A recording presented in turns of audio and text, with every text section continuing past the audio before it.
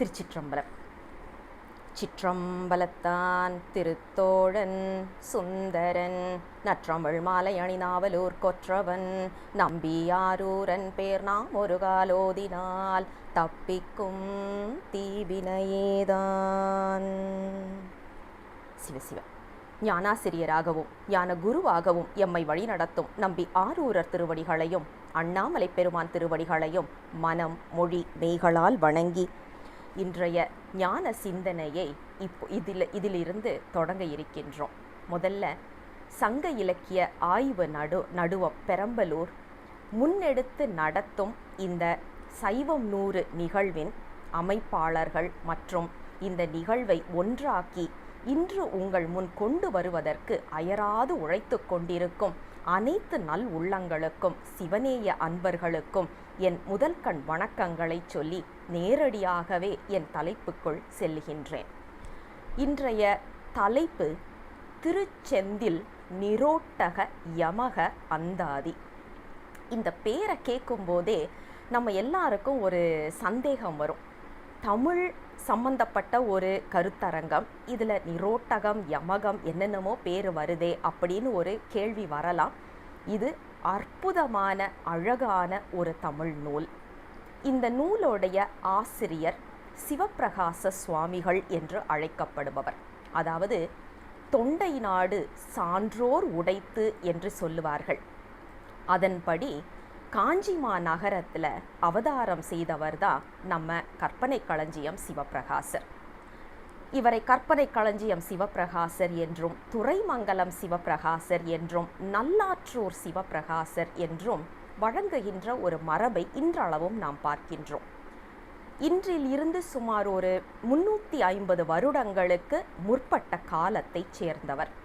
இவருடைய தாயார் பெயர் நமக்கு தெரியல, தந்தையாருடைய பெயர் குமாரசுவாமி தேசிகர். இவருக்கு 2 சகோதரர்கள், வேலாயுதம் கருணை பிரகாசம் என்று 2 சகோதரர்கள், சகோதரி ஞானாம்பிகை என்று சொல்லப்படுகின்ற ஒரு அம்மையாரும் இருந்திருக்கின்றார்கள். அதாவது சைவத்தின் மிக முக்கியமான வழிபாட்டு முறை என்று சொல்லப்படும் குரு இலிங்க சங்கம வழிபாடு என்று சொல்லப்படுவதால் மிகவும் தொன்மை வாய்ந்தது, மிகவும் முக்கியத்துவம் வாய்ந்தது. அதை வலியுறுத்தும் முகத்தானாகவே நம்ம கற்பனை களஞ்சியம் சிவப்பிரகாச சுவாமிகளுடைய படைப்புகள் இருந்திருக்கின்றது. உதாரணத்துக்கு பார்த்தீங்கன்னா, அவருடைய இலிங்க வடிவம் என்று சொல்லப்படுகின்ற இலிங்கத்தை வழிபாடு செய்கின்ற முறைமையை நமக்கு சோணசைல மாலை என்ற நூல் மூலமாக கொடுத்து அருள் செய்திருக்கின்றார். இதுவும் ஒரு அமர்வில் ஒருத்தங்க பேசுறதுக்கு இருக்கிறாங்க. அடுத்தது சங்கமம். நாம் போன வாரம் இதை பற்றின 2 நாள் முன்னாடி பார்த்தோம். 4 நான்மணி மாலை, அதாவது குட்டி பெரிய புராணம் என்று சொல்லப்படுகின்ற 4 நான்மணி மாலை. இந்த 2 நூல்களுமே பார்த்திங்கன்னா நயம் நிறைந்து இருக்கும். கிண்டல் கேலி ரசம் எப்படிப்பட்ட, அதாவது நமக்கு மெய்ப்பாட்டியலில் சொல்கிற எல்லாவித ரசங்களும் நீங்கள் அதில் பார்த்துட முடியும். ஏன்னா 9 ரசங்கள்னு சொல்கிறது வடமொழியில் உள்ளது, நமக்கு அது இல்லை இல்லையா. மெய்ப்பாட்டியலில் உள்ளதை பார்த்திங்கன்னா அனைத்தையும் நீங்கள் இந்த சோணசைல மாலையிலையும் குட்டி பெரிய புராணம் என்று சொல்லப்படுகின்ற 4 நான்மணி மாலையிலையும் பார்த்துடலாம். அப்போ குரு வழிபாடு என்று சொல்வதற்கு இருக்கணும் இல்லையா அப்படின்னா, பொம்மபுர ஆதீனம் குருமகா சன்னிதானங்கள் மேல், அதாவது சிவஞான பாலய சுவாமிகள் மேல் அருளி செய்யப்பட்ட ஒரு நூல், அற்புதமான நூல் இருக்கின்றது. இன்னும் ஒரு நூல் குரு காணிக்கையாக கொடுக்கப்பட்டது தான் இன்று நமது சிந்தனைக்கு பெருமான் கொடுத்து அருள் செய்திருக்கின்ற நூல், அதாவது நிரோட்டக யமக அந்தாதி என்று சொல்லப்படுவது. இந்த வரலாற்று முறை நாம் 2-3 தடவை கேள்விப்பட்டிருக்கலாம். ஆனாலும் இன்று நாம் சிந்திக்க போகின்ற தலைப்போடு சேர்ந்தது, தொடர்புடையது என்பதனால மீண்டும் ஒரு தடவை அந்த வரலாற்றை சொல்லுவதற்கு அடியேனுக்கு நீங்கள் அனுமதி கொடுக்கணும். நம்ம கற்பனை களஞ்சியம் சிவப்பிரகாச சுவாமிகள் மேல் இலக்கணம் கற்றுக்கணும் அப்படின்னு சொல்லிட்டு ஆசைப்படுறாரு. அவர் அணுகுகின்ற ஆள் யார் அப்படின்னு பார்த்தா, தருமை ஆதீனத்தின் வெள்ளியம்பல தம்பிரான் என்று சொல்லப்படுபவர். வெள்ளியம்பல தம்பிரானை பற்றி ஒரே ஒரு வார்த்தையில் நீங்கள் அவரை அறிமுகப்படுத்துங்க அப்படின்னு சொன்னால், நம்ம முத்தி நிச்சயம் என்று ஒரு நூல் இருக்குது, பண்டார சாத்திரத்தில் ஒரு நூல். அந்த நூலுக்கு உரை எழுதியிருக்கிறாரு நம்ம வெள்ளியம்பல தம்பிரான். அதை எடுத்து நீங்கள் படிச்சிங்கன்னா நூலே சுலபமாக புரிஞ்சிரும் போல இருக்கு.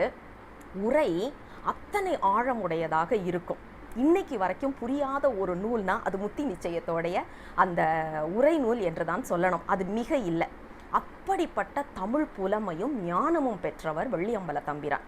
அவர்கிட்ட போய் இவர் கேட்குறாரு, நம்ம கற்பனை களஞ்சியம் சிவபிரகாசர் சொல்கிறாரு, எனக்கு மேல் இலக்கணம் கற்றுக்கணும் சாமி அப்படின்னுட்டு. அப்போ அவர் கேட்குறாரு, மேல் இலக்கணம் கற்றுக்கணுன்னா அப்போ அடிப்படை உனக்கு தெரியுமா அப்படின்னு சொல்லிட்டு ஒரு நுழைவு தேர்வு போல் ஒன்று வைக்கிறார். அது என்னன்னா, கூ என்று ஆரம்பித்து கூ என்று முடித்து ஊருடையான்ற ஒரு சொல் நடுவில் வர வேண்டும், ஒரு வெண்பா எழுது பார்க்கலான்னு சொல்லிடுறாரு. இவர் தமிழ் இலக்கணம் அப்படின்னா நல்ல கற்று தேர்ந்தவர் நம்ம கற்பனை களஞ்சியம். அவர் டக்குன்னு ஒரு பாட்டு எழுக்கிறாரு. குடக்கோடு வானீரு கொண்டார்க்கு கேழல் முடக்கோடு முன்னம் அணிவார்க்கு வடக்கோடு தேருடையான் தெவ்வுக்கு தில்லை தோல் மேற்கொள்ளல் ஊருடையான் என்னும் உலகு அப்படின்னு கொண்டு வர்றாரு. இதை கேட்ட மாத்திரத்தில் வெள்ளியம்பல தம்பிரான் அப்படியே பிரமிச்சு போயிடுறாரு. போனவர் என்ன சொல்கிறாருன்னா, எப்பா உனக்கு என்னால் இலக்கணம் சொல்லித்தர முடியாது அப்படிங்கிறாரு. அப்போ இவர் சாமி எனக்கு மேல் இலக்கணம் கற்றுக்கிட்டே ஆகணும் அப்படின்னு சொல்கிறாரு. அப்போ அவர் சொல்கிறாரு, சரி உனக்கு 2 தம்பிங்க இருக்கிறாங்கல்ல, அவங்கள பிடிச்சி உட்காரவை, அவங்களுக்கு நான் சொல்லித்தரேன், நீ கேட்டுக்கோ பக்கத்தில் இருந்து. இப்படி தான் நம்ம கற்பனை களஞ்சியம் சிவபிரகாசர் தமிழ் கற்றுக்கிறாரு நம்ம வெள்ளியம்பல தம்பிரான் கிட்ட இருந்து. அப்படி என்னங்க இந்த வெண்பால இருக்குது அப்படின்னு பார்த்தா, தமிழோடைய ஆழம், தமிழோடைய அழகு நம்ம அந்த ஒரு வெண்பால பார்க்க முடியும். குடக்கோடு என்று ஆரம்பிப்பதனால கூல ஆரம்பிச்சாச்சா, உலகு என்று முடிப்பதனால கூல முடிக்கிறாரா, அப்போது அவர் அந்த நுழைவு தேர்வில் தேர்ச்சி பெற்றுறாரு. ஊருடையான் என்பதும் அதில் வந்துடுது. இதில் பாருங்க, குடக்கோடு வான் எயிறு கொண்டார்க்கு அப்படிங்கிறாரு. குடக்கு என்பது மேற்கு, கிழக்கில் தோன்றி மேற்கு நோக்கி ஓடுவது சூரியன். சூரியனோட பல்ல உடைச்சாரல்ல நம்ம சாமி தக்கன் வேள்வியில், அதை பற்றி நான் குறிப்பை எடுத்து விடுறாரு. குடக்கோடு வான் எயிறு கொண்டார்க்கு, எயிறு என்றால் பல்லை உடைத்தார் இல்லையா நம்ம பெருமான், அந்த குறிப்பை சொல்கிறார். அடுத்தது கேழல் முடக்கோடு முன்னம் அணிவார்க்கு. அது என்னங்க கேழல் முடக்கோடு அப்படின்னா, பன்றியின் பல் அல்லது எலும்பு. ஏன்னா நம்மளுக்கு மருத்துவம் படித்தவர்களுக்கு தெரியும், பன்றிக்கோடைய பல் அந்த எலும்பே தான் பல்லாக வர்றது, அதனால தான் அது அவ்வளவு பலமுடையதாக இருக்கும். அதை பெருமான் தனது மார்பில் அணிந்திருக்கின்றார் அப்படிங்கிற குறிப்பு. அடுத்தது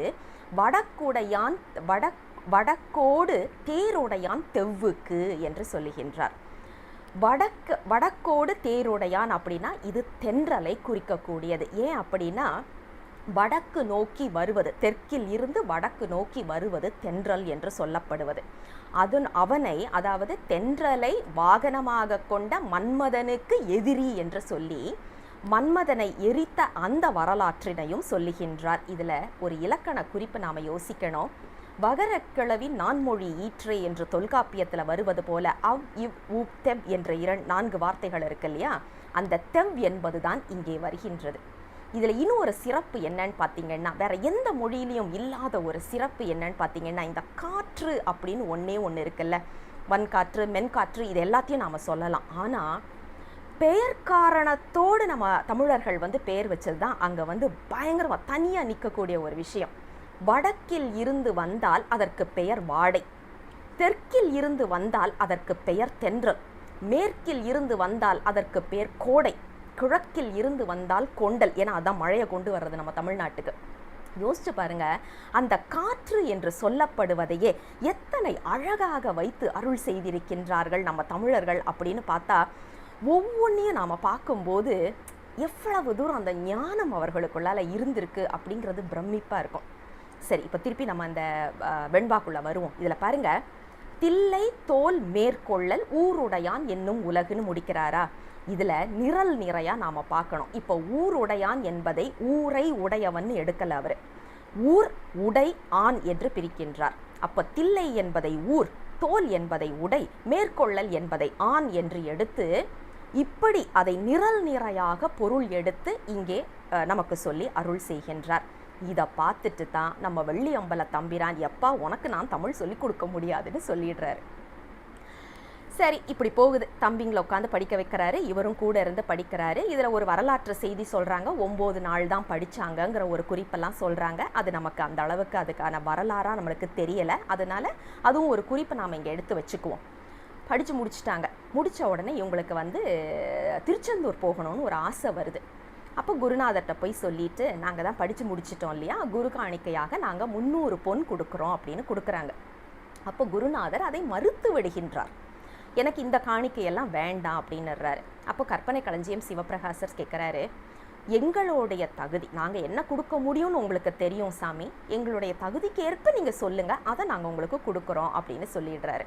அப்போ இவர் சொல்கிறாரு, நீங்கள் திருச்செந்தூர் தானே போகிறீங்க, அங்கே ஒரு புலவர் இருக்கிறார். அவர் வந்து கொஞ்சம் அறகுறை புலவர் தான், ஆனால் அவர் என்னை நிந்தனை செய்து கொண்டே இருக்கின்றார், அவரை வெற்றி கொண்டு வா, அதுதான் எனக்கு நீ கொடுக்கக்கூடிய குரு காணிக்கை அப்படின்னு சொல்லிடுறாரு. இதை கேட்டு சிரமேற்கொண்டு நம்ம சிவப்பிரகாச சுவாமிகள் திருச்செந்தூர் வருகின்றார்.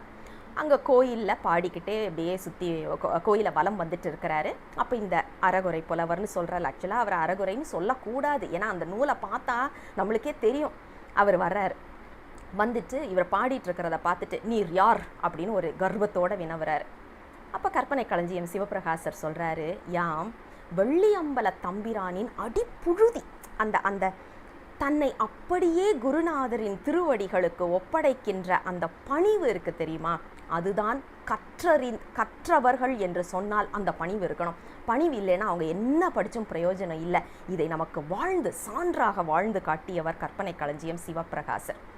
அதுக்கு கிண்டலாக அந்த புலவர் சொல்கிறாரு, பார்த்துப்பா புழுதிங்கிற பறந்துட போகுது அப்படிங்கிறாரு. அப்போ இவர் சொல்கிறாரு, காலுக்கு அடியிலேயே இருக்கிற புழுதி எப்போவுமே பறக்காது அப்படின்னு சொல்கிறார். அப்படி என்ன அர்த்தம்னா, நான் என்றுமே அந்த அடிமை பண்போடு இருப்பேன் எரு குருநாதருக்கு அப்படிங்கிறதை வலியுறுத்துகின்றார். இப்படி ஒரு வாக்குவாதமாக வருதா, சரின்னு ஒரு சவால் வைக்கிறாங்க. இதில் என்ன ஒரு குறிப்புன்னா, ஏன் திருச்செந்தூருக்கு அனுப்புகிறாரு குருநாதர் அப்படின்னு நாம் கொஞ்சம் யோசித்து பார்த்தோன்னா, முருகனே குருவாக இருக்கின்ற ஸ்தலம், குரு ஸ்தலம் என்று சொல்லப்படுவது நம்மளுடைய திருச்செந்தில், அதாவது திருச்செந்தூர். கற்பக விநாயகர் பிள்ளையார்பட்டியில் 24 மணி நேரமும் சிவபூசை செய்து கொண்டிருக்கின்றார். அதே மாதிரி நம்ம திருச்செந்தூர் முருகனும் வந்து தனது வலது கையில் எப்போவுமே மலர் வச்சிருப்பாரு. 24 மணி நேரமும் சிவபூசை செய்து கொண்டிருப்பவர். சரி, இப்போ இப்படிப்பட்ட தலத்தில் வந்து குரு காணிக்கையை செலுத்துவதற்கு இவர் தயாராயிட்டார். அப்போ சவால் வைக்கணும்ல, என்ன சவால் அப்படின்னா, நிரோட்டக யமக அந்தாதி பாட வேண்டும் அப்படிங்கிறது தான் நிபந்தனையாக வருகின்றது. இந்த அந்தாதி அப்படின்னு பார்த்துட்டோம்னா நிறைய வகைகள் அதில் இருக்கிறத நாம் நினைவில் கொள்ளணும். அதாவது ஒலி அந்தாதி, பதிற்றந்தாதி, நூற்றந்தாதி, கலி அந்தாதி, கலித்துறை அந்தாதி, வண்பா அந்தாதி, இப்படியெல்லாம் சொல்லிகிட்டே வர்றதுல தான் நிரோட்டக யமக அந்தாதின்னு ஒரு வகை இருக்குது. அதுதான் இங்கே எடுக்கப்படுகின்றது. அதுவும் எத்தனையோ சுற்றி வர்றதுக்குள்ளால பாடணும் அப்படிங்கிற ஒரு விதியை வைக்கிறாங்க. இப்படி கிடைத்தது தான் நமக்கு இந்த அற்புதமான நூல். இந்த நூல் பாடி முடிக்கிறாரு நம்ம கற்பனை களஞ்சியம் சிவப்பிரகாசர். அந்த புலவர் அப்படியே வந்து சரணாகதின்னு இவர் காலில் விழுந்துடுறாரு. அப்போ சிவப்பிரகாச சுவாமிகள் சொல்கிறாரு, நாம் எல்லாரும் வெள்ளியம்பல தம்பிரானின் அடிமைகள் அப்படின்னு சொல்லி அந்த வாதில் வென்று குருநாதருக்கு காணிக்கையாக கொடுத்தது தான் இந்த அற்புதமான நூல்.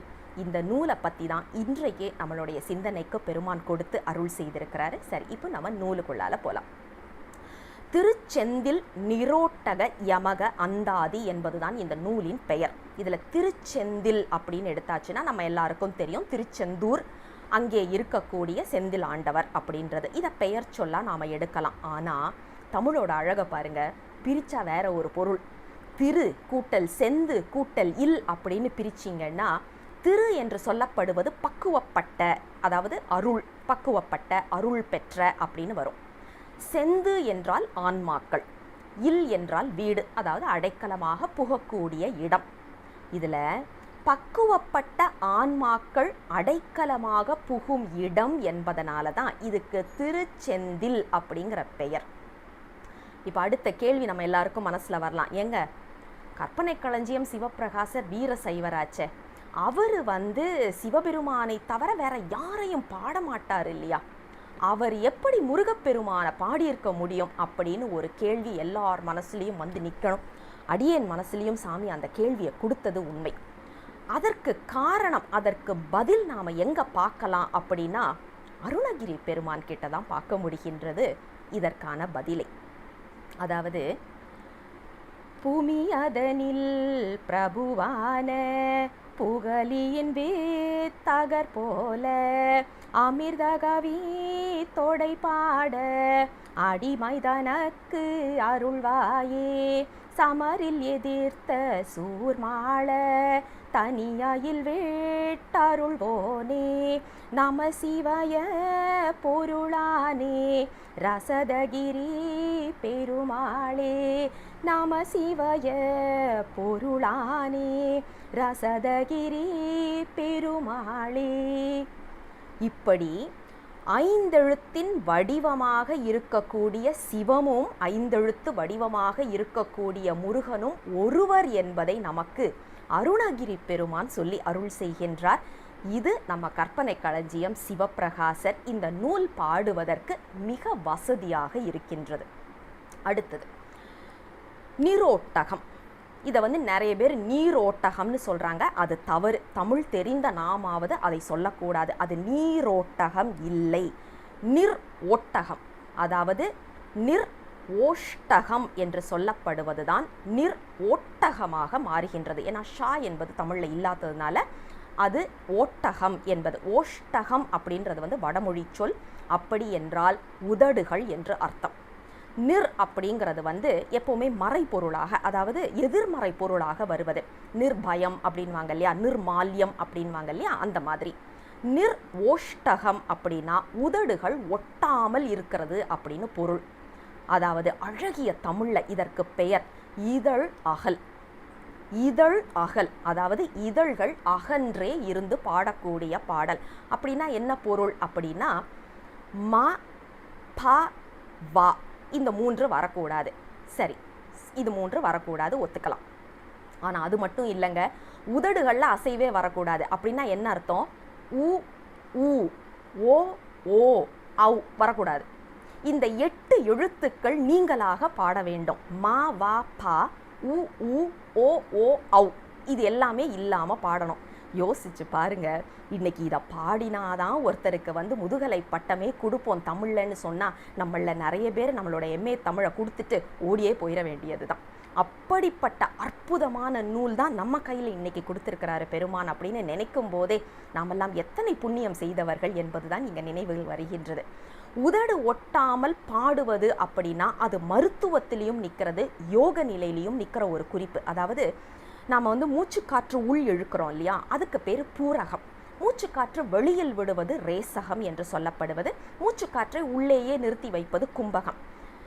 இந்த இதழ்கள் ஒட்டாமல் நாம் பாடும்போது என்ன ஆகும்னா அந்த காற்று அப்படியே உள்ளே நிற்பதனால கும்பகம் என்ற நிலைப்பாடு ஏற்பட்டு தியான நிலையில் நம்மை கொண்டு செல்கின்றது. அதனால தான் பார்த்தீங்களா இன்னைக்கும் நடக்கவே நடக்காது அப்படின்னு நம்ம ஜாதகங்களில் எழுதி கொடுத்த விஷயமாக இருந்தாலும் சரி, திருச்செந்தூர் சென்று அந்த கடல்ல நீராடி இந்த 30 பாடல்களையும் அங்கே அமர்ந்து பாராயணம் செய்து நடக்கவே நடக்காதுன்ற விஷயங்களெல்லாம் நடத்தி காட்டினவர்கள் இன்றும் நம் முன் வாழ்ந்து கொண்டிருக்கின்றார்கள் என்பதை இந்த இடத்துல நினைவில் கொள்ள வேண்டியது நல்ல தக்க ஒரு சமயமாக இருக்கின்றது.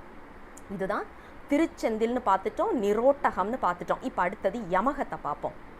யமகம் அப்படின்னா ஒரே சொல் 4 வரிகளிலும் மீண்டும் மீண்டும் வரணும். ஆனால் வேற வேற பொருள் கொடுத்து நிற்க வேண்டும்.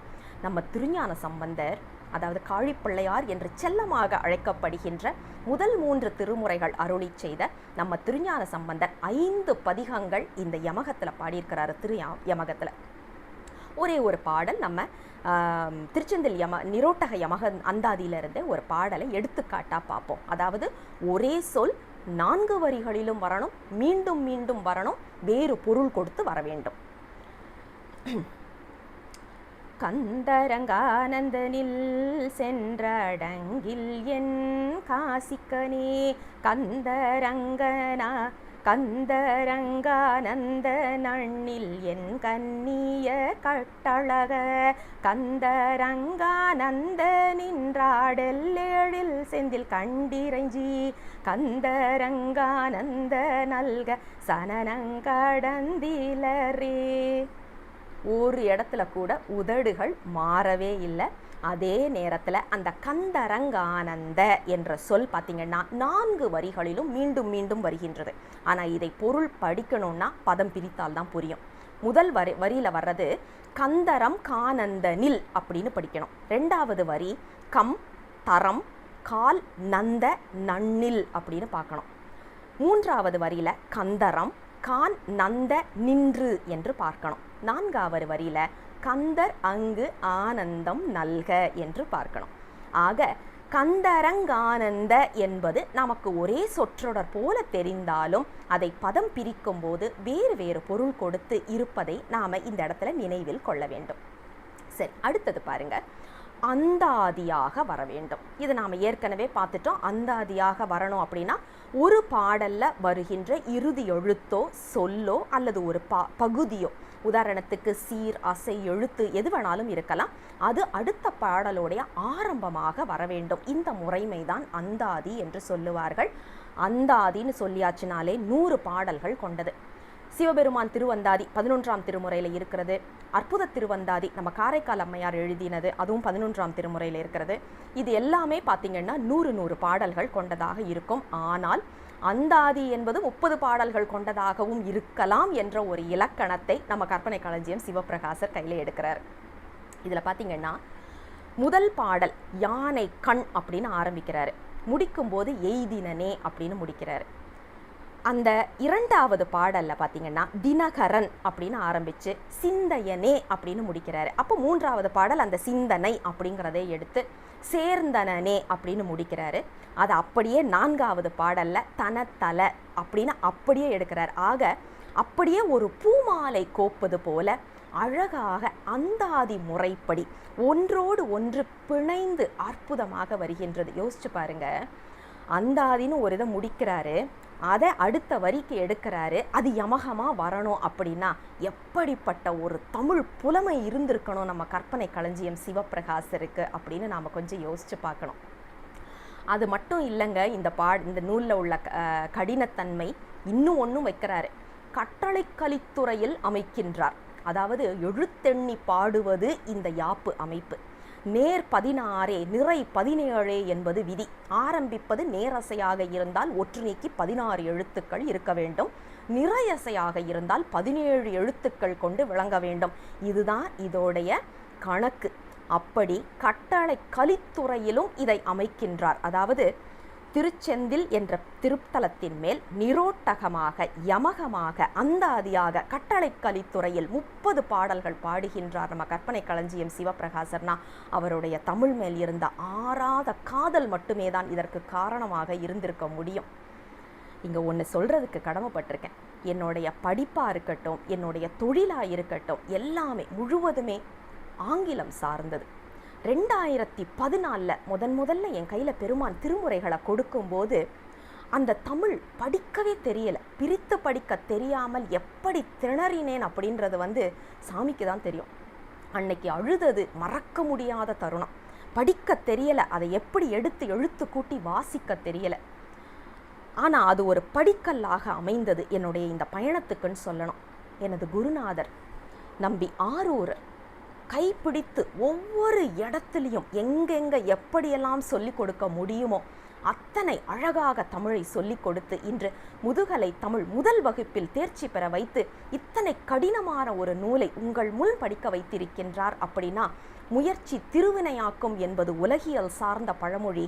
ஆனால் திருவினை இருந்தால்தான் முயற்சிக்கவே முடியும் என்பது அருளியல் சார்ந்த நம்பிக்கை. அத்தனை அற்புதமான ஒரு காணிக்கையை நம்ம கையில் கொடுத்துருக்கிறாரு சாமி அப்படின்னு தான் நாம் இங்கே பார்க்க வேண்டியது இருக்குது. சரி, இப்போ இந்த நூலை பார்க்கலாம். ஒரு எடுத்துக்காட்டாக ஒரு 2 பாடல்கள் பார்த்துட்டு அதுக்கப்புறம் நாம் இதோடைய திரண்ட கருத்துக்களை பார்க்க போகலாம். அதாவது இந்த நூலில் பார்த்திங்கன்னா முதல் பாடல், இந்த முதல் பாடலை சொல்லாமல் முடியாது. ஏன்னா நீங்கள் கூகுளில் போயிட்டு நிரோட்டக யமக அந்தாதின்னு தேடுனீங்கன்னா முதல்ல வர்றது இந்த பாட்டு தான். இந்த ஒரே ஒரு பாட்டு தான் வரவும் வருது.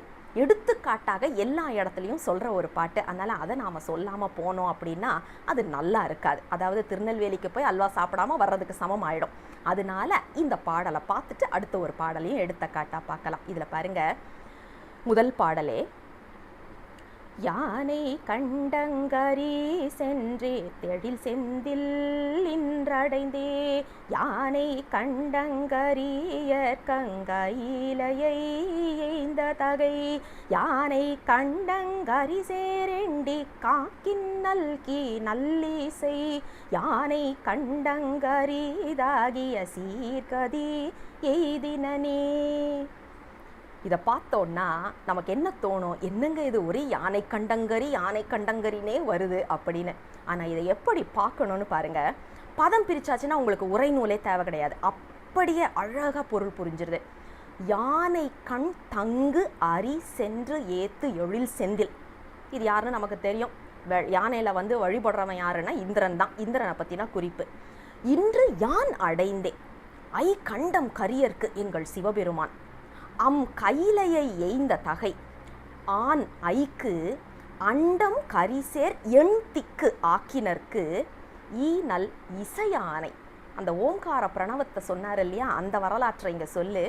கண்டு இங்கு அரிதாக சீர்கதி எய்தினனே அப்படின்னு ஒரு குறிப்பை சொல்லி அருள் செய்கின்றார். என்ன குறிப்புன்னா, பதம் பிரித்து நாம் படிக்கும்போது அந்த மா பா ஊ வா எல்லாமே வரலாம். ஆனால் பதம் பிரிக்காமல் பாடும்போது தான் உதடுகள் ஒட்டக்கூடாது. எப்படிப்பட்ட ஒரு அழகு! இதில் என்ன தெரியுமா ஒரு சிறப்பு? இதை படிக்க படிக்க சாமி எனக்கு கொடுத்த ஒரு உணர்வு என்னென்னா, இதை அவர் எழுதுறது எதுக்குன்னா ஒரு அரகுல புலவரை வெல்றதுக்காக. இதை பாடி முடித்த உடனே அந்த அரகுர புலவருக்கு இது புரிஞ்சதுனால தான் இவர் காலில் போய் விழறாரு. நம்மளுக்கெல்லாம் அது கூட புரியலையே சாமி, என் கையில் இதை கொடுத்துருக்கிறியே, அவரை என் வாயாலே அரகுர புலவர்னு சொல்ல வைக்கிறியே, நாக்கு கூசுது அப்படி. அப்போது கண்டிப்பாக எப்படிப்பட்ட ஒரு மேல்நிலையில் அந்த புலவர் இருந்திருக்கணுங்கிறது நமக்கு இது ஒரு சான்றாகவே வருகின்றது. அடுத்தது பாருங்கள், இரண்டாவது பாடல். நான் சொன்ன மாதிரி எய்தினனே அப்படின்னு முடிக்கிறதுனால அந்த தினகரன் அப்படிங்கிறத ரெண்டாவது பாடலில் எடுக்கிறாரு. தினகரன் அந்த நனி இலங்க நின்ற செய்ய நல் சென் தினகரன் அந்த நிதியாயின் நடர் சீரிலேன் தினகரன் அந்த கனைச்சற்ற தாளர் தீகள் கனகா தினகரன் அந்த நடனர் தயனன் என் சிந்தையனே. அதாவது என் சிந்தையில் இருப்பது யார் அப்படின்ட்டு. இந்த நூலை படிக்க படிக்க நமக்கு ஒரு விஷயம் நல்லா தெரியும். கற்பனை களஞ்சியம் சிவப்பிரகாசர் வீர சைவர், அதில் நமக்கு சந்தேகமே வேண்டாம். இப்போது ஒரு எடுத்துக்காட்டு சொல்லுவாங்க. ஒரு பிள்ளைகிட்ட போய் நீ கட்டுரை எழுதணும் அப்படின்னு சொல்லிடுறாங்க. அந்த பிள்ளை சரின்னு என்ன கட்டுரை எழுதணும் அப்படின்னா, இந்த பிள்ளை நல்லா படிச்சுட்டு போனது பனைமரத்தை பற்றி, ஆனால் அவங்க எழுத சொன்னது மாடை பற்றி. இது எல்லாருக்கும் தெரிஞ்ச கதை தான். அப்போ என்ன பண்ணுவான் இந்த குழந்தை, என்ன பண்ணோன்னா எல்லாம் கட்டுரை முழுக்க பனைமரத்தை பற்றி எழுதிட்டு, இப்படிப்பட்ட சிறப்பு வாய்ந்த பனைமரத்தில் தான் இந்த மாடை கட்டுறாங்க அப்படின்னு சொல்லி முடிக்கும் இல்லையா. கிட்டத்தட்ட அந்த நினைவு தான் இந்த நூலை படிக்கும்போது சாமி எனக்கு கொடுத்தாரு. எப்படி நம்ம கற்பனை களஞ்சியம் சிவப்பிரகாசர் பாடுறாருன்னா, முழுக்க சிவபெருமான வருணிச்சிட்டு அப்படிப்பட்டவருடைய புள்ளதாம்பான்னு சொல்லிட்டு ஒவ்வொரு பாடல்லையும் சொல்றது அழகான ஒரு நயம் நிறைந்ததாக இருக்கின்றது. இன்னும் ஒரு குறிப்பு என்னன்னா, இந்த நூல் இலக்கணம். நீங்கள் நம்ம இதில் பார்த்தா மாதிரி, நம்ம சோனசைல மாலை மற்றும் நம்ம நால்வர் நான்மணி மாலையிலெல்லாம் பார்த்தா மாதிரி நயம், அழுகை, அந்த எல்லா உணர்ச்சிகள்லாம் இதில் வரல. ஏன்னா இது முழுக்க இலக்கணத்துக்காக பாடினதுனால கொஞ்சம் நாம் கொஞ்சம் கடினம் தான் இதில் போகிறது. ஆனால் பன்முக நோக்கில் இதை பார்க்க முடிகின்றது. பன்முக நோக்கில் இதை பார்ப்பவர்களுக்கு கண்டிப்பாக ஒரு விருந்தாக இது அமைகின்றது. இதில் பாருங்கள், அடியார்களை பற்றி குறிப்பு சொல்லாமல் நம்ம கற்பனை களஞ்சியம் சிவப்பிரகாசர் எந்த நூலாவது பாடியிருப்பார்னா கண்டிப்பாக பாடியிருக்க மாட்டார். அதுலேயும் அவருக்கு ரொம்ப பிடித்தவர் யாருன்னா சாக்கிய நாயனார். எல்லா புத்தகத்திலையும், அதாவது கற்பனை களஞ்சியம் சிவப்பிரகாச சுவாமிகள் எழுதின எல்லா புத்தகத்தையும் எடுத்து பார்த்தீங்கன்னா கிட்டத்தட்ட 90% புத்தகங்களில் சாக்கிய நாயனார் குறிப்பு இருக்கும். இதுலேயும் விடலை, 30வது பாட்டில் கரெக்டாக கொண்டு சேர்த்துடுறாரு சாக்கிய நாயனார் பற்றின. அதே மாதிரி நம்பி ஆரூரர் பற்றின குறிப்பு 2 இடங்களில் வைக்கிறாரு. 21வது பாடல் 12வது பாடல் 2 இடத்துலையும் அடியார்கள் பற்றின குறிப்பை வைக்கின்றார். அப்போ 63 நாயன்மார்களுடைய குறிப்பில் 2 நாயன்மார்களை பற்றின குறிப்பை நாம் இந்த நூலில் பார்க்க முடிகின்றது. அது மட்டும் இல்லை, சிவபெருமானை நாம் எல்லாரும் வேக போக யோக வடிவங்கள்னு சொல்லுவோம் இல்லையா, அந்த குறிப்பிலையும் இங்கே பார்க்க முடிகின்றது. அதாவது கயாசுரனை வதம் செய்தது 27வது பாடல்லையும், போக வடிவமாக பெருமான் இருக்கின்றார் அப்படிங்கிறத 7வது பாடல்லையும், யோக வடிவம் அதாவது ஆகம நூல் உபதேசம் செய்தார் அப்படிங்கிறத 17வது பாடல்லையும் வைத்து நாம் இங்கே பார்க்க முடிகின்றது. அது மட்டும் இல்லைங்க, திருத்தலத்தோடைய சிறப்பு, வசிக்க முக்தி தரும் காஞ்சிமா நகரம் என்று சொல்லப்படுகின்ற இடத்தின் குறிப்பை 22வது பாடலில் வைக்கின்றார். இறக்க முக்தி தரும் காஞ்சிமா நகரம். அடுத்தது இறக்க முக்தி தரும் காசி நகரம், இதை 26வது பாடல்ல வைக்கிறாரு. நினைக்க முக்தி தரும் அண்ணாமலையார் 19வது பாடல்லையும், தரிசிக்க முக்தி தரும் சிற்றம்பலத்தை 9வது பாடலிலும், உபதேசத்தலமாக இருக்கக்கூடிய திருச்செந்தில் என்று சொல்லப்படுகின்ற திருச்செந்தூரை அனைத்து பாடல்களிலும் வைத்து அருள் செய்வதை பார்க்கின்றோம். அது மட்டும் இல்லை, சிவபெருமானுடைய தன்மைகள் என்று சொல்லப்படுகின்ற விஸ்வாதிகன், விஸ்வந்தர்யாமி, விஸ்வரூபி, விஸ்வகாரணன் என்று சொல்லப்படுகின்ற அனைத்தையும் வைத்து அருள் செய்கின்றார். இப்போ நமக்கு ஒரு சந்தேகம் வரும், அதெல்லாம் என்னங்க அப்படின்னா, அழகான தமிழ் வார்த்தையை விட்டுட்டு ஏன் வாயிலேயே நுழையாத இந்த வார்த்தைகளெல்லாம் நாம் வைக்கிறோன்னு தெரியலை. உலகம் கடந்தவனாக இருக்கின்றான் என்பதுதான் விஸ்வாதிகன், இதை 19வது பாடலிலும், உலகத்திற்கு உயிராக இருக்கின்றான் என்பதுதான் விஸ்வந்தர்யாமி, அதை தான் 29வது பாடலிலும், உலகமாகவே இருக்கின்றார் என்பதை 30வது பாடலிலும், அதான் விஸ்வரூபி என்று சொல்லப்படுவது, உலகம் தோன்றி ஒடுங்கும் இடமாக இருக்கின்றார் என்பதை தான் விஸ்வ காரணன் என்பதாக சொல்லி 3வது பாடலிலும் பார்க்கின்றோம். அதே மாதிரி பெருமானுடைய அட்டமூர்த்த வடிவங்கள் பற்றின குறிப்பை நிறைவு பாடல்ல வச்சு அருள் செய்வதையும் பார்க்கின்றோம். பெருமானுடைய எண் குணங்களும் நாம் இந்த நூலில் பார்க்க முடிகின்றது. அதாவது தன்வயத்தன், தூயமேனி, முடிவில் ஆற்றல், வரம்பில் இன்பம், மலமற்றவன், பேரருள், இயற்கை அறிவு, முற்றறிவு என்று சொல்லப்படுகின்ற அனைத்து குறிப்புகளையும் நாம் இந்த இடத்துல வச்சு பார்க்க முடிகின்றது. அது மட்டும் அல்லாமல் 64 மாகேஸ்வர வடிவங்கள் என்று சொல்லப்படுகின்றோம் இல்லையா, அந்த குறிப்பையும் நாம் இங்கே பார்க்க முடிகின்றது. உதாரணத்துக்கு முருகப்பெருமான் இருக்கிற ஸ்தலத்தை சொல்லிட்டு சோமஸ்கந்தர் வடிவத்தை சொல்லாமல் முடியுமா? அதை கண்டிப்பாக சொல்கிறார். சோமஸ்கந்தர் வடிவமாக, கால சம்ஹார மூர்த்தியாக, காமசம்ஹார மூர்த்தியாக, திரிபுர சம்ஹார மூர்த்தியாக, கூத்த பெருமானாக, பிறை சூடிய பெம்மானாக, கஜசம்ஹார மூர்த்தியாக, வீரபத்ரராக, சக்கரதாரியாக, பிரம்ம சிரச்சேத மூர்த்தியாக, கங்காளராக, உமையொரு பாகராக, நீலகண்டராக, சலந்தராரி என்று சொல்லப்படுகின்ற அந்த வதம் செய்த அந்த குறிப்பு, ஹரிஹரன் மற்றும் பெற்றம் ஏறிய பெம்மான் என்று அத்தனை மாகேஸ்வர வடிவங்களையும் நமக்கு இங்கே வச்சு அருள் செய்கின்றதை பார்க்குறோம். அது மட்டும் இல்லைங்க, உங்களுக்கு புராணங்கள் மிகவும் பிடிக்குமா அப்படின்னா இந்த நூல் உங்களுக்கு ஒரு வரப்பிரசாதம். ஏன் தெரியுமா? எத்தனை புராணங்கள் இதில் சொல்கிறாருன்னு பாருங்க. வெள்ளை யானையில் இந்திரன் வரும் அந்த வரலாறு, கண்டம் கருத்தவராக பெருமான் அந்த வரலாற்றோடு சொல்கிறாரு ஏன் கண்டம் கருத்துது அப்படின்னு, யானை 8 திக்கும் காவல் இருக்கின்றது அப்படிங்கிற வரலாறு, ஓம் உபதேசம் செய்த வரலாறு, அந்த புராணம், அப்புறம் யமனை உதைத்தது, பூமாதேவியாக அம்மை உருவாகியது, மாவலியிடம் மூவடி மண் பெற்றது, அதே மாதிரி உமை ஒரு பாகராக ஏற்றது, ஹரிஹரனாக ஏற்றது, கங்கையை தலையில் தாங்கியது, நாகம் தரித்தது, சலந்தர வதம் செய்தது, மான் மழுவை தன் கரத்தில் ஏந்தின வரலாறு, மன்மதனை எரித்த வரலாறு, திருப்பார்க்கடலில் பள்ளி கொண்டுள்ள திருமால் பத்தின குறிப்பு, அந்த வரலாறு, மலையை வில்லாக வளைத்து திரிபுரம் எரித்த வரலாறு, நரசிங்கராக வந்த வரலாறு, எலும்பு மாலை அணிந்த வரலாறு, யானை தோல் போர்த்தி நிற்கின்ற அந்த வரலாறு என்று அனைத்தையும் வைத்து அருள் செய்வதை நாம் பார்க்கின்றோம். அதாவது நாம் ஏற்கனவே சொன்ன மாதிரி பன்முக நோக்கில் இந்த நூலை பார்க்கும்போது அற்புதமான ஒரு நூலாகத்தான் இருக்கின்றது. பல விதங்களில் நமக்கு இது ஒரு விருந்தாகவே அமைகின்றது. இவ்வளவு சொல்லிட்டு எங்க திருச்செந்தூரில் பாடுனதுங்கிறீங்க, எல்லாம் சிவபெருமானை பற்றியே சொல்கிறீங்களே, அந்த ஊரை பற்றியோ சாமியை பற்றியோ அங்கே உள்ள முருகப்பெருமானை பற்றியோ ஒன்றுமே சொல்லலையே அப்படின்னா திருச்செந்தூரோடைய அழகையும் வளத்தையும் பற்றி சொல்லாமல் முடியுமா?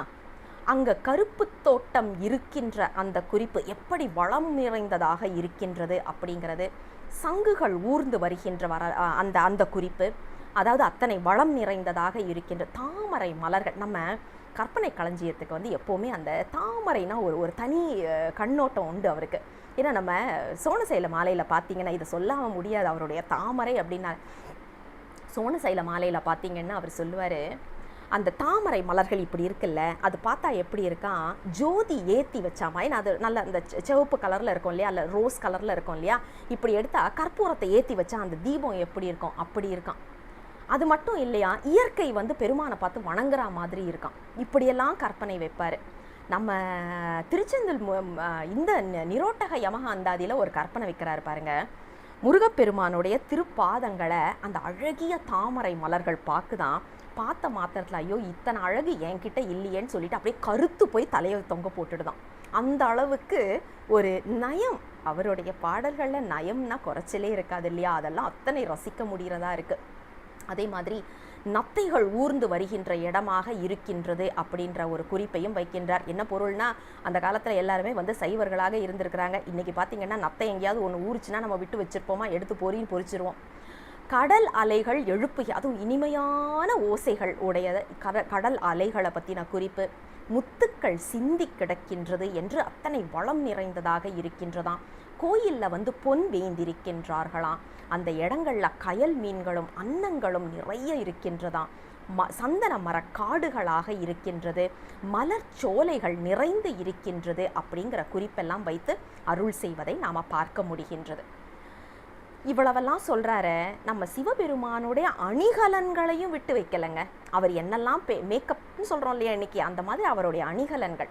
கங்காளத்தை அணிந்திருக்கின்றார், பாம்பு தோடு அணிந்திருக்கின்றார், அக்கு மாலையை அணிந்திருக்கின்றார், அத்தி மாலை அணிந்திருக்கின்றார், மழு ஏந்தி இருக்கின்றார், பாம்பை கங்கணமாக வைத்திருக்கின்றார், மான் தலை மாலை வைத்திருக்கின்றார், கங்கையை வைத்திருக்கின்றார் என்ற இத்தனை குறிப்பையும் நமக்கு மிக அழகாக சொல்லி அருள் செய்கின்றது. இவ்வளவெல்லாம் சொல்லிட்டு இப்படிப்பட்ட அற்புதமான நூலில் சைவ சித்தாந்தம் வைக்காமல் இருந்திருப்பாரா நம்ம கற்பனை களஞ்சியம் சிவப்பிரகாசர்? இந்த ஒரு கேள்வி கேட்டு நின்னா நம்ம எல்லாருக்குமே நிதர்சனமான உண்மையாக தெரிவது இல்லை, கண்டிப்பாக இருக்கும் என்பது. அதை அப்படியே நாம் இங்கே பார்க்க முடிகின்றது. அதாவது படிநிலையாக ஒரு உயிர் பெறும் பக்குவ நிலையினை மிக அழகாக எடுத்து சொல்லுகின்றார். ஏன் இந்த சித்தாந்தத்தை வந்து கடைசியில் கொண்டு வந்த காரணம் அப்படின்னா, சித்தாந்தம்னு எடுத்தாலே நம்மள நிறைய பேருக்கு கொட்டாய் வந்துடும். அதனால் பேச்சு ஆரம்பிக்கும் போது சித்தாந்தம் வேணான்னு சொல்லிட்டு தான் கடைசியாட்டு கொண்டு வந்து வச்சிருக்கிறோம். இப்போ இதில் பாருங்க, உயிர் என்று சொல்லப்படுவது சகல நிலைக்கு வந்ததும் சாமி என்ன பண்ணுறாரு, கருணை காரணமாக தனுகரண புவன போகம் கொடுக்கின்றார். நாம் என்ன பண்ணுறோம், அதுலேயே அழுந்தி இருந்துடுறோம். இந்த தனுகரண புவன போகம், என்னோட இந்த உடம்பு தான் முக்கியம், நம்மளை சுற்றி இருக்கிற கரணங்கள் தான் முக்கியம், இந்த புவனம் தான் முக்கியம், இதில் கிடைக்கிற போகம் தான் முக்கியம்னு சொல்லி அதுலேயே நாம் திளைத்து இருக்க ஆரம்பிச்சிடுறோம். 21வது பாடல்ல இதை அடித்து உடைக்கின்றார் நம்ம கற்பனை களஞ்சியம் சிவப்பிரகாசர். மண்ணாசை, பொன்னாசை, பெண்ணாசை, இதை வந்து நீங்கள் வெளியில் அதை திறந்து வெளியில் வந்தே ஆகணும் அப்படிங்கிற குறிப்பை வைக்கின்றார். சரி, ஒரு உயிர் வந்து அதில் கொஞ்ச நாள் திளைச்சிட்டு இருக்குதா, அப்புறம் கொஞ்ச நாள் ஆனதுக்கப்புறம் ஒரு தன்மை வரும். எப்பா இதெல்லாம் நிலை இல்லாமல் தெரியுது, என் கூட இருந்தவங்கெல்லாம் வயசானவங்களாக தெரியுறாங்க, என் கூட படித்தவங்கெல்லாம் ஒவ்வொருத்தராக செத்து போகிறத பார்த்துட்ருக்கிறேன், இதெல்லாம் நிலை இல்லாத தன்மை என்பதை உணர ஆரம்பிக்கின்றது உயிர். இதை வந்து எப்படி சொல்கிறாரு பாருங்க, காகமும் நரியும் தின்னும் உடல் அப்படிங்கிறாரு. அதை கேட்ட மாத்திரத்திலே நம்மளுக்கு ஒரு அருவருப்பு வரும் இல்லையா, அதை வந்து அப்படியே கொண்டு வர்றார். அப்போ என்ன ஆகும், ஒரு உயிருக்கு வந்து நான் எப்படிப்பட்ட குற்றங்கள் செய்திருக்கிறேன் சாமி அப்படின்னு அந்த குற்ற உணர்வு மேலோங்கும். இந்த மும்மல சம்பந்தத்தால் நாம் செய்த தவறுகள் நம்மை அச்சுறுத்தி நிற்கும். அப்போ என்ன நினைப்போம் மனசில், சாமி என்னை இதுலேருந்து வெளியில் கொண்டு வா, அடியார் திருக்கூட்டத்தோடு என்னை இருக்க வேண்டுமாய் செய் அப்படின்னு நாம் பெருமானின் திருவடிக்கு விண்ணப்பம் வைப்போம் இல்லையா, அதை 10வது பாடலில் சொல்லி அருள் செய்கின்றார். அந்த நேரத்தில் தான் பார்த்தீங்கன்னா சத்திநிதி நிபாதம் என்று சொல்லப்படுகின்ற அருள் வீழ்ச்சி நிகழ்கின்றது. ஏன்னா ஒரு உயிர் சாமியை நோக்கி செல்ல ஆரம்பித்த உடனே சத்தி நிபாதம் நிகழ்கின்றது. அதாவது சத்தி நிபாதம் என்று சொல்லப்படுவது. இது 18வது பாடலில் வைக்கிறாரு. அதாவது என்னன்னா கருணையே வடிவமான உமையம்மையின் கண்கள் அப்படின்னு சொல்லி அந்த சத்தினிபாதத்தை மிக அழகாக உருவகமாகவே சொல்கின்றார். இதில் பார்த்தீங்கன்னா இந்த சத்தினிபாதம் நிகழ நம்மளுக்கு என்ன ஆகும், அருள் நூல்கள் அப்போதான் நம்ம கையிலேயே படும், கண்ணில் படும், நம்ம கைக்கு அப்போதான் வரும். யோசிச்சு பாருங்கள், நிரோட்டக யமக அந்தாதிலாம் எத்தனை நாளாக இருக்குது. நம்ம லைப்ரரியிலே இருந்திருக்கோம், நாம் அதெல்லாம் தொட்டே பார்த்துருக்க மாட்டோம். ஆனால் அதற்கான நல்வினை பயன் கையில் வந்த உடனே என்ன ஆகும், இப்படிப்பட்ட நூல்கள் படிக்க வேண்டும் என்று ஆசை வரும். இதைத்தான் 13வது பாடலில் சொல்கிறாரு, கந்த புராணத்தை மனம் ஒன்றி படிக்க வேண்டும் என்று ஒரு உயிர் ஆசைப்பட ஆரம்பிக்கும். ஆசைப்பட்டால் பெருமான் என்ன செய்கின்றாரா, பிறவி இல்லாத ஒரு வாழ்க்கையை கொடுக்கின்றார் என்பதை 29வது பாடலில் வைத்து அருள் செய்வதை பார்க்கின்றோம். ஆக அதாவது ஒரு உயிர் அனுபவிக்கக்கூடிய பக்குவப்பட வேண்டிய நிலைப்பாட்டை மிக அழகாக எடுத்து சொல்லி அருள் செய்வதை பார்க்கின்றோம்.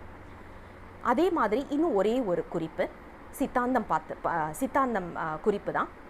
இந்த முதலை உண்ட பாலகன் என்று சொல்லப்படுகின்ற நம்பி ஆரூரர் வரலாறு இருக்கு இல்லையா, இதை நால்வர் நான்மணி மாலையில் 11வது பாடலில், உதாரணத்துக்கு பார்த்தீங்கன்னா வாங்கு சிலை புரையும் என்று ஆரம்பிக்கின்ற அந்த பாடலில் வைப்பார். அது அப்படியே நீங்கள் பார்த்தீங்கன்னா நிரோட்டகமாக இதில் பாடியிருக்கிறாரு 12வது பாடலில். அதில் என்ன சொல்கிறாருன்னு பார்த்தீங்கன்னா எல்லாமே நமக்கு ஒரு உருவகமாக வைத்து அருள் செய்கின்றார். இந்த உடல் என்பது குளம், இதில் இருக்கிற மூல மலம் என்று அதாவது ஆணவம் என்று சொல்லப்படுகின்றது தான் முதலை. இந்த உயிர் பாலன், ஏன்னா அந்த பாலனை தானே முதல்ல விழுங்குகின்றது. அதை சொல்லிட்டு ஆதி திரோதாயி தான் கூற்றுவன், நாதாந்தம் என்று சொல்லப்படுவது தான் கரை. அதில் தந்தையாக இருக்கக்கூடிய சிவத்திடம் இந்த உயிரை சேர்க்க வேண்டும் என்று பெருமானின் திருவடிகளுக்கே விண்ணப்பமாக இந்த பாடலை வைத்து அருள் செய்வதை நாம் நினைவில் கொள்ள வேண்டும். அதாவது இந்த நூல் நாம் எடுத்து பார்த்தோன்னா சித்தாந்த நோக்கத்தில் பார்த்தாலும் சரி, இயற்கையை வருணிப்பதாக பார்த்தாலும் சரி, இலக்கணமாக பார்த்தாலும் சரி, அல்லது யோக நிலைப்பாட்டில் இதை பார்த்தாலும் சரி, எப்படிப்பட்ட நிலையில் நீங்கள் இந்த நூலை எடுத்தீங்கன்னாலும் உங்களுக்கு இந்த நூல் மூலமாக பயன் கிடைக்கும். இதை விட மேலோங்கின ஒரு பலன் எதையுமே எதிர்பார்க்காம தினமும் இந்த 30 பாடலையும் பாராயணம் செய்பவர்களுக்கு நீங்கள் கேட்காமலே உங்களுக்கு வேண்டியது அனைத்தும் கிடைக்கும். இது இன்றும் நடந்து கொண்டிருக்கின்ற நிதர்சனமான உண்மை. ஏன் தெரியுமா, நாம் கேட்டோன்னு வைங்க, நம்ம தகுதிக்கு ஏற்ற மாதிரி கம்மியாக கேட்டுருவோம். இப்போ யோசிச்சு பாருங்க, நாம் ஒருத்தட்ட போய் கடன் கேட்குறோன்னு வைங்க, எங்கள் ஒரு 10 ரூபா கொடுங்க, ஒரு 100 ரூபா கொடுங்க, இவ்வளவு தான் நாம் கேட்போம். ஆனால் சாமி நம்மளுக்கு 10 லட்சம் கொடுக்கறதுக்கு காத்துட்ருக்கிறாரு. ஏன்னா இன்றைக்கி லட்சம்னாக்க ஒரு தனி சந்தோஷம் தானே. 10 லட்சம் கொடுக்கறதுக்கு காத்துட்ருக்கிறாரு அவர் தகுதிக்கு ஏற்ற. நாம் என்ன பண்ணுறோம், சாமி எனக்கு 10 ரூபா கொடு சாமி அப்படின்னு நினச்சி அப்படின்னு சொல்லிட்டு அதை கொடுத்துட்றாரு. நாம் எதையுமே கேட்காம நீ பார்த்து செய், உனக்கு தெரியும், நீ பார்த்து செய்ன்னு சொல்லி இந்த 30 பாடல்களையும் தினமும் பாராயணம் செய்து வாருங்கள், நம்பிக்கையோடு செய்து வாருங்கள். உங்களுக்கு கிடைக்கக்கூடிய அத்தனை என்னெல்லாம் உங்கள் வாழ்க்கையில் வேணுமோ அருளியல் பொருளியல் எல்லாமே உங்களுக்கு கொடுத்து அருள் செய்வதை கண்டிப்பாக உணர்வீர்கள். அதுதான் இந்த நிரோட்டக யமக அந்தாதியின் அற்புதமான ஒரு குறிப்பு.